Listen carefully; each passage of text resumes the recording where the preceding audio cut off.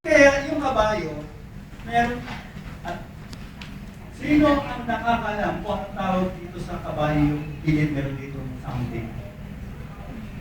Anong tawag dyan? Naalala niyo? Anong tawag doon? Ano ba yung Ha? ulit na kabayo? Hindi, may tawag talaga yan. Ang makasagot may $100. Wow. Alam ko yan eh. Anong tawag? Google. Yung kabayo, pag tumatakbo, may dalawa, parang baka nandito na tayo. Anong tawag yan? Ang makasagot, 200! 200! Ano ba kasi dito? 500! Anong tawag? Meron ba? Meron ba rin natin pangangailangan? Anong tawag? Ha? Kaya daw. Talagang sisa, parang talagang may pangangailangan eh. Naguhula na talaga eh. No? Anong tawag? Tapos meron talaga Wala nakabayo. makasagot, ako nasasagot. Magugulat kayo pag sinabi ko pang tawag. Tapahoko. Tapahoko. Tapaho ko. Bakit yung kabayo nilagyan ng tapahoko? Para straight. Para focus siya sa daan. Kabayo, Kasi may silumay Maritela. ano. sa ganun guys, alam mo yung bang sexy kabayo ba? Really good distraction. To avoid distraction. Amen. Ano kaya maglagay tayo ng ganyan? Sexy mo ba? Diba? Ilang church? Nakita ko naman wala. Amen. What's the point? Para yung kabayo magkaroon ng focus. Para siya dumaan sa tamang daan. Hindi lang natin kailangan ng dating daan. Ang kailangan natin ay tamang daan. Amen. Ano kaya yung RPC palitan Pwede natin yun, yung di ba? pangalan ng church natin? Kay Kaya RPC ano? Tamang daan. Why? Pag pumunta ka dito, nasa tama ka. So, if you want to finish well, you need to keep your focus. It's not over until it's over. Yan, tapos na yan. No. Ang isang bagay ay hindi pa tapos hanggang ito ay hindi pa tapos. Minsan kasi yung hindi pa tapos, tinatawag natin tapos. Ano yan? Ganyan na lang. Ganyan na yan. No. It's not over until it's... Ang isang bagay ay hindi pa tapos kapag hindi pa tapos. Napakasimple mga kapatid. Para magkaroon tayo ng focus, beware of the lure of new opportunities. So si Jonah going to Nineveh, napunta sa Narcissus. Why? May dumang mas magandang bangko. Opportunities. Mga opportunities na i-offer sa iyo for you to lost in your destiny. Mga kapatid, I believe lahat ng mga tumanggap sa pananalilikod sa Panginoon, you are a person of destiny. What do I mean? Kung ikaw ay nasa Panginoon, si Lord may plano. Meron kang magandang kahantungan. You are a person of destiny. You are destined to be blessed. You are destined to prosper and multiply. Maganda ang plano ni Lord sa iyo.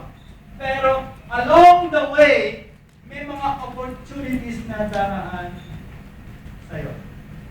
4 years ago, nagsimula kami sa Suburban ng isang church na kami mahihirap. Kalug-kalug kami, but excited kami. We believe may mangyayari sa church.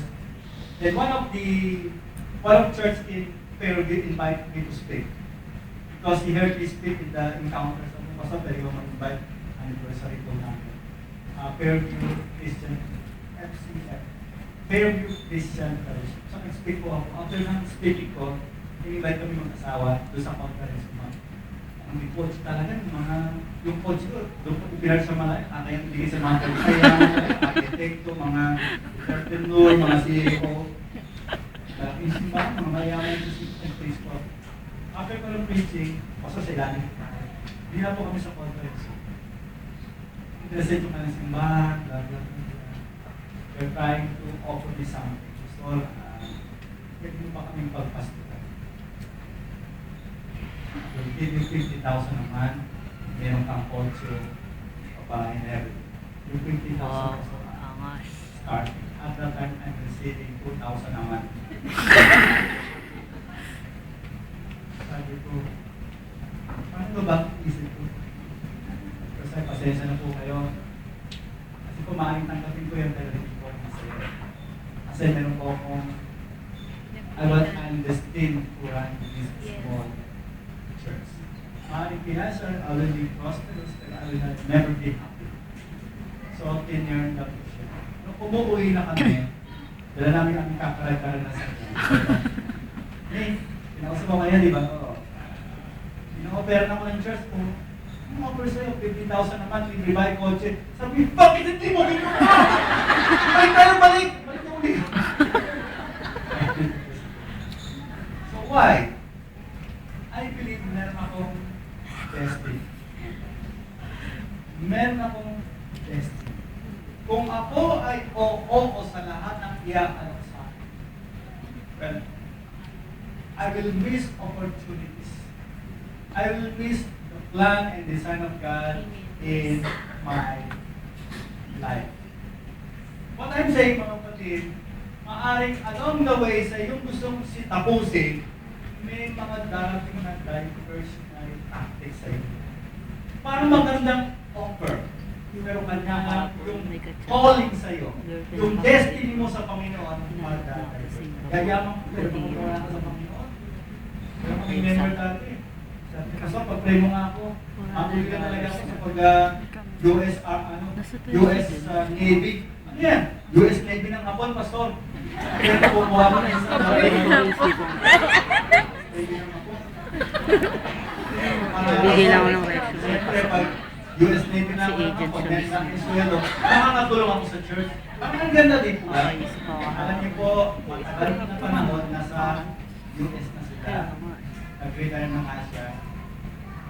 Wala rin. Matuloy lang ako, Pastor. Simbahan natin. Mananagana. Hindi na rin tayo.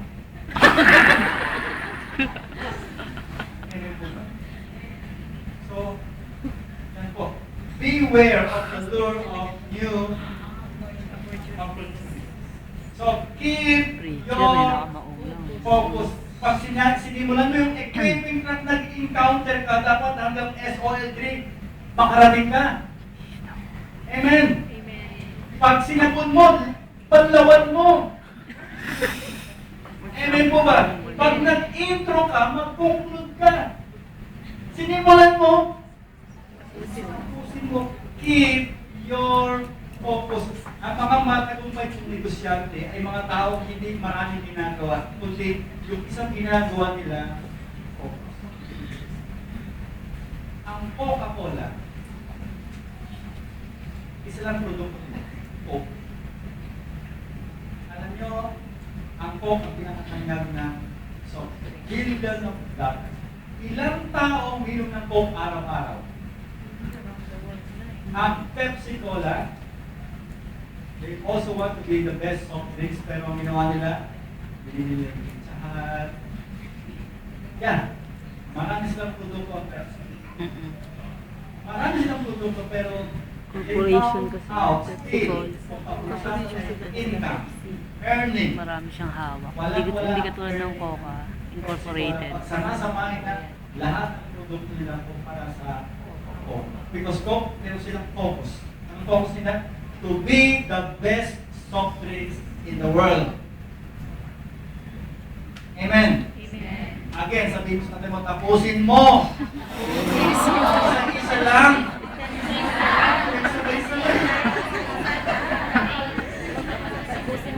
Ito isipin mo, 5 boyfriend mo. Amen? Keep your focus. Number 2. Number 2, avoid foolish alliances. Anong ibig sabihin yan? Iwasan mong makisama sa mga baliw, sa mga hangal. Mga hangal. Iwasan mong sumama sa mga taong Yung asal na asal ko sa word din na sasabihin ng hangal. Wala na kasi akong gano'n. Isa kang hangal. Yan po ang ibig natin sabihin, avoid foolish alliances. Ano yung tawag ko po dyan? Ang tawag ko dyan, toxic people. Iwasan Mga ang tao, pag alanganing pinayagan mo tao, pumasok sa buhay mo, alanganing lason yan. Ay, hindi ko alam kung bakit may mga tao pag sinamahan mo, malalason ka. Ilan dito nakalimutan ng lason? Ganda ng At ano, namatay ka. karton, iha. Nilipat ko to. Ilan dito papayagan mo papasukan ng lason sa katawan? Wala. Yung ano nyo, Ay, ito devotion. pa na. May namatay po sa may ininom na chemical. May bungot sa kain. Pinapadala ni Pastor. Patay. Nung namatay, siyempre, ano yan, inimbestigahan yung cause of death. Tawag yan, yung patayan.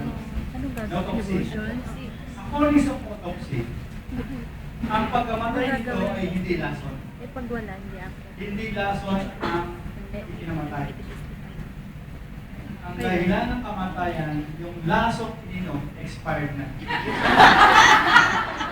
Expired na yung lason. Double dead na yun. Yun nga eh. Double dead. So, anong lesson? Anong lesson? Kung iinom ka ng lason, tingnan mo muna yung expiry date.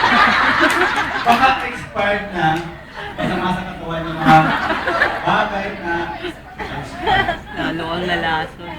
Dala mo yung ano? konting ingat to, konting ingat to.